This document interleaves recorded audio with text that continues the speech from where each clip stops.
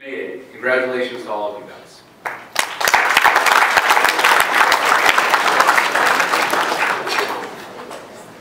What I and Dave McKay after want to talk to you about is about the people that aren't here, who really want to be here, and what we can do to help make it more possible for them to be here. And my thought to you is, if you're enjoying your experience here, what I'd like you to ask yourself as you listen to me and Dave talk is, what is the little thing that I can do to help make it more possible for someone like me who might enjoy this experience to be here? So when I look around the cafeteria, I graduated in 2003. When I look around the cafeteria here, the cafeteria looks a lot different than it did in 2003. There's more women, there's more men of color, it's a more diverse cafeteria. And that's something because of the work that many people have done within the community who believe that inclusion is important. So the last 6 years after I stopped coaching debate, I've been working in corporate finance. And one of the things that I've learned is that finances matter. It's not something that's fun, it's not something that we like to talk about, but one of the leading things that limits access is finances. And so why am I up here today? 2 years ago, Aaron and I started GDS, a debate camp, with a number of missions in mind. One of the missions in mind we had was to make debate camp more accessible to people. And I think as we begin year 3, we've started one of our big steps with that. And we've had a lot of other great debate camps like Premier, like NSD, partner with us to help it. So what I'd like to announce to the cafeteria today, before Dave McKay comes up and talks, is that we've reached an agreement, GDS, in a number of camps, and we think more are going to follow suit, that we're going to match dollars that come from Voices at 2 to 1. So what that means, if the tuition for 2 weeks at debate camp is $3,000, and you donate $1,000 to Voices, and then Voices will decide which debate camp, which student they'd like to award it to, that student will get to go to the debate camp for $1,000. So what I think you guys should each think about, those of you going to debate camps, is how can I raise $1,000, or how can I raise $500 so another student can come to debate camp? And so that's kind of the partnership that we're trying to do within the community. We're not asking for tens of thousands of dollars, we're not even asking for the full price of debate camp. We're asking you to take little steps, and Dave will talk a little bit more about that, little steps that you can take to make this cafeteria even more inclusive. And that's ultimately the goal. So now I'd like to introduce Dave McKay. Dave is the Executive Director of the Voices Foundation, and for over the last decade, Dave has worked tirelessly to make sure that people had access to debate camps. Many of you in the cafeteria have even received assistance from the Voices Foundation. The Voices Foundation was founded in 2005 by Dave's son, John McKay, who had a fundamental belief that access to debate should not be limited based on the finances. And sadly, John has since passed on, but Dave has made it his mission to carry on John's life work to make sure that people throughout debate, if they love debate, if they want to spend their weekends learning and engaging with other talented students and coaches, that as much as possible, we're going to make sure finances aren't what limit them. So with no further ado, please allow me to introduce Dave McKay.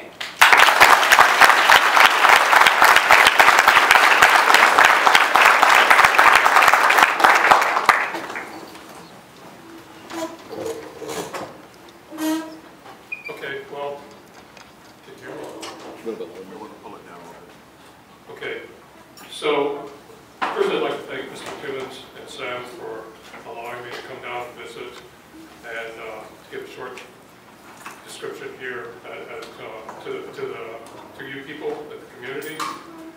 I think Sam made the point very clear, so I don't have to re-emphasize it. What does the Voices Foundation do? It was established by my son to try to break down financial barriers to make the debate community more inclusive. So what have we been doing? Over the last 10 or so years, our primary initiative has been to assist with financial awards, need-based financial awards, to allow people to attend summer speech and debate camps. Over the last 10 years, we've made almost 400 awards. The last couple of years, we've made over 70 awards to students. This has been funded in part through initially the Voices Round Robin, and a few years ago, Presentation High School in San Jose with Tim Case and Dan Myers, and more recently Brandon Garrett. Sean Madsen started the Voices Foundation tournament, which was a tremendous boost allowed us to do much more than we've been able to do in the past. So that's sort of the numbers. We've funded almost 400 scholarships to students from all over 100 schools throughout the country. That doesn't tell you who these people are. I have a large number of stories I could tell from their applications. I can't tell them all. I brought 8 of them down. I can't tell 8 in the time I have. So I need a volunteer to pick a number between 1 and 8. 7. 7. Okay.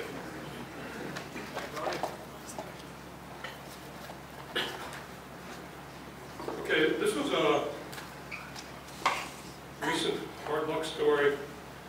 She applied well after we'd spent all our money, but we scraped some money together to help her to go to Victory Greece, and Victory Greece paid the rest. I don't know where they got it. But the story was when I was going house to house couch hopping, it never occurred to me that this was anything to bring up to my school or to tell teachers. She was basically homeless. Her family had booted her out. She was on her own. This secret, much like many other things about my home life, was to stay at home. But the fact that I did not have a place to call home became obvious. Taking AP classes and being the student officer in the student council, it's not easy to keep focused when you don't know where you're sleeping that night or where your next meal might come from. A teacher of mine soon caught on, and to my surprise, it was something I should have spoken about sooner. He informed me that I was protected by a federal act known as the McKinney-Vento Education for Homeless Children and Youth Assistance Act, which meant I no longer had to worry about how I was going to pay for my school lunch or my SAT tests. Plus, I was given a care package of shampoo, socks, toothpaste, and soap, because I didn't have these basic necessities. This happened about 4 months ago, and even though I do not have a stable place to sleep, I know that my future can still be bright if I work as hard as I can. I cannot stress enough that debate for me is not just a hobby. I want to succeed at this because I have a passion for it. As a kid growing up, with a Child Protective Services officer speaking for me, to being raised in an abusive household, I could not find the words to express how liberating it is to break into outrounds and have an entire room filled with people who want to listen to what I have to say. Debate has taught me not just to be a part of the system, but that I matter and my voice matters, and even how to stand up for myself and what I believe in. I need financial aid because I do not have a parent's income to support myself.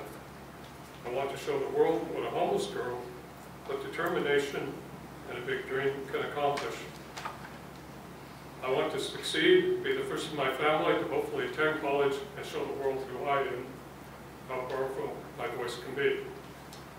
So what becomes clear after reading these applications is there are a large number of students out there who are in difficult to desperate circumstances, who see education as the route out, and speech and debate as an important part of that picture. And the Foundation's goal is to give these students, to the extent we can, the opportunities that they need and deserve. We think that's very important, particularly when you consider what other options they have in the absence of these opportunities. So what do we need? So this is a time when I know what you're thinking, he's going to ask for money. It is true we need money. Sam made that point very well. We could do much more if we had more money. We will always need money. That's sort of a constant. But from the students, we need something that's much more important. What we need is student engagement. Because when we look back at the history of the Foundation, when my son started it, he didn't ask me, do you think this is a good idea, Dad? He didn't ask any old person, coach or teacher or parent, because he sort of had the attitude that old people talk a lot, but they don't really do much. I won't ask for a show of hands, but I think maybe a lot of students here might have that same opinion. And so he just took the money he earned from coaching debate and working at summer camps and got his buddies together, and they started a foundation because they wanted to address this problem. It was basically a student-driven foundation, and there was tremendous enthusiasm at the time. Now, unfortunately, that has faded since he passed away. And it's my sincere belief this foundation will not flourish and be what it truly can be unless the students, like yourselves, become very engaged in it.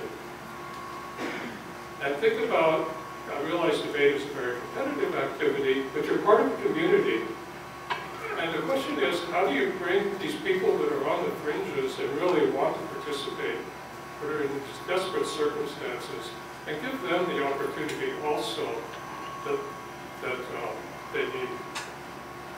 Some of the ideas I would suggest for how you can participate is, right now we're not doing a great job of telling our story.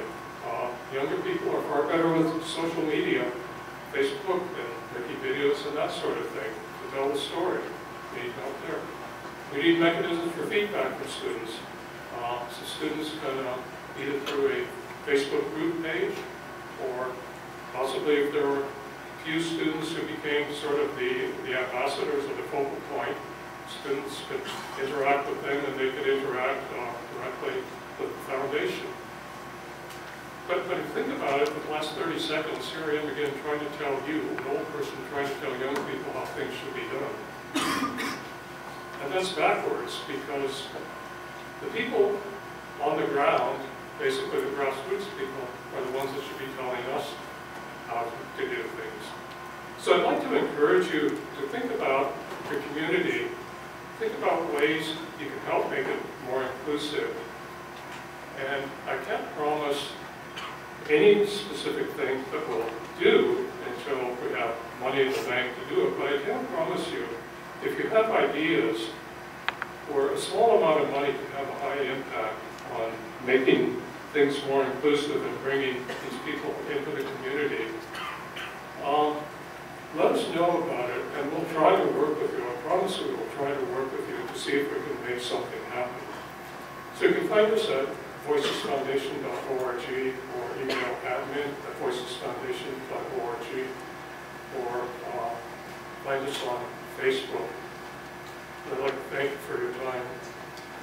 At this point, I introduce or turn it over to Eric Forslund, Associate Director for Debate at Greenhill. I don't think we have time for questions.